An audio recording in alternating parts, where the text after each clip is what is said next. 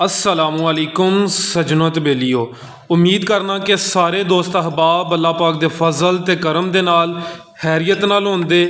अज दिन जी सोमवार दा ते इस टाइम सियालकोट दे सस्ते व्यापारी सुलेमान साहब दे डेरे ते मौजूद हाँ। तो माशाअल्लाह जी मलक साहब दोस्तों वास्ते दो सस्ते ते नस्ली जानवर लैके आए ने। नंबर 1 ते आ गई माशाअल्लाह जी गब्बन गां, तीसरा सुआ ने सुना है। नस्ल यदी फ्रीजियन ते चोलिस्तानी क्रॉस अच्छा है माशाअल्लाह जी, ज़बरदस्त क्रॉस है। सारे दोस्त जानते हैं कि गर्मी वास्ते जी ब्रीड है काफ़ी फ़ायदेमंद सूटेबल है।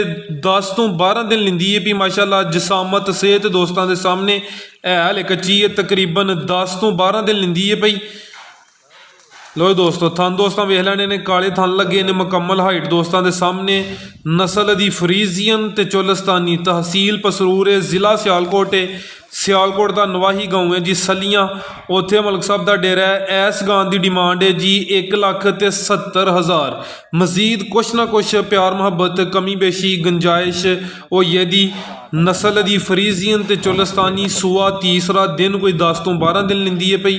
तो डिमांड है दी 1,70,000। गां नंबर 1 सी। लो जी दोस्तों अगे आ गई माशाल्लाह जी गां नंबर 2। प्रिंट दोस्तों के सामने में वाइट कलर च माशाल्लाह जी।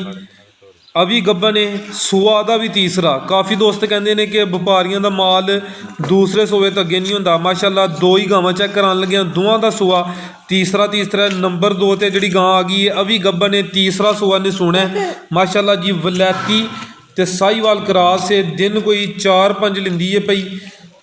डिलीवरी नज़दीक ही माशाल्लाह। दिन जोड़े दसी दे ने कोई 2-4 दिन उत्ते थले हो सकते हैं, फिक्स नहीं होंगे। तो गां नंबर 2 तीसरा सुआ ने सुना माशाल्लाह जी। वलैती ते साहीवाल क्रॉस, थन दोस्तों के सामने सोहने थन ने माशाल्लाह जी। पावरफुल गुल लगे ने। डिमांड दी 1,80,000।